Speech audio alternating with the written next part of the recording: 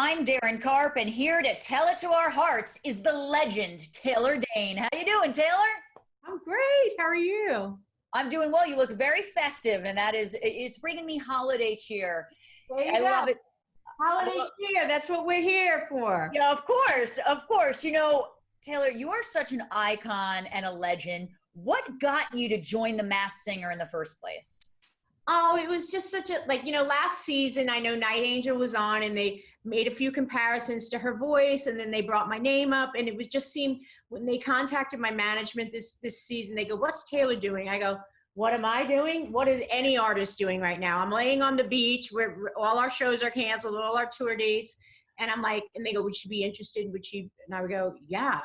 Wow. What a great time to put a mask on top of a mask." It's very COVID friendly for sure. I loved it. And the whole experience was just a joy, I have to say, a challenge and a joy. Well, you lit up the popcorn.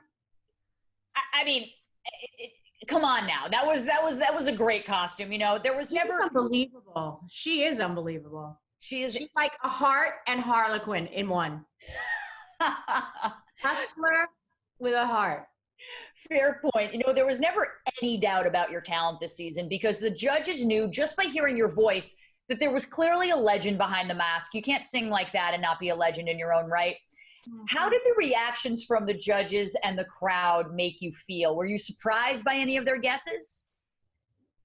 Yeah, sometimes. But I got to tell you, it just made me teary-eyed all the time. I mean, between Robin, who we do know each other. And I just kept thinking, Robin just must know it's me under here. But he kept coming up with like Audra McDonald and like Tina Turner. And then like, he just kept going and going with like this list. And then, Nicole. And I was like, what the freak? I mean, not in the most honest to God, like I was just enormously overwhelmed. Mary J. Blige. And I mean, like, okay, Mary's, more of a peer, but like, I mean, at the same time, I mean, these are extraordinarily talented women. Well, so are you. I mean, you mentioned you cried a few times under the mask. Why was this such an emotional journey for you? Was it just standing next to Nick Cannon the entire time? Yeah, no.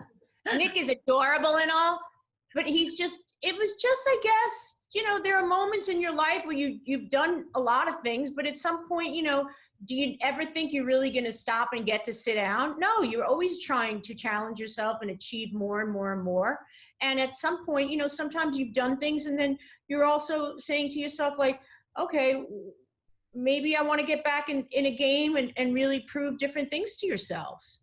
And that's really why we go up there and make the people happy. And sometimes you forget yourself, I'm like, I've raised twins, I'm sitting home, or I'm not like doing what I need to be doing. And it's a challenge unto yourself. That's so true. All of the judges' first impression guesses of you were essentially Tina Turner, except for Nicole Scherzinger, who guessed Diana Ross. I mean, yeah. Hello, that's an amazing company to be in. Some people have even said Bette Midler, which I thought was a hilarious guess. What did you make of the Bette of it all? I mean, these are all legendary singers in their own right. Was it humbling for you? No, I mean, look, I've always been in that game. I just think what it is that, people forget. They've always kind of, with me as an artist, they've always kind of been like, they've always, I think they just forget. They forget. Fair enough. Ultimately, I got to remind them. You got to remind them that's why you're on The Masked Singer, And Nicole and Jenny also guessed you eventually. Were you surprised that they were able to pin your voice down? I mean, Jenny said she's made out to many boys to your songs before. Right. So that's the thing. My voice is pretty recognizable, but we did a good job with picking material and changing keys that I think it would also lend itself to being a little bit more difficult for me to actually come right out the gate. But I also didn't try to mask the power of my voice. But it was hard. We kept me in lower registers and lower keys. And then I did the Jessie J song where I actually showed off my range. And so we tried to trick it out. And it was, it was a ride, man. It was a vocal exercise for me as well. Well, I'm competitive. It was incredible. I mean, it was, you had us guessing every single week. I couldn't pin it down. How are you feeling now looking back at your experience on the show now that you've been unmasked? What's your takeaway from it all? I mean, I'm a gamer. I'm competitive.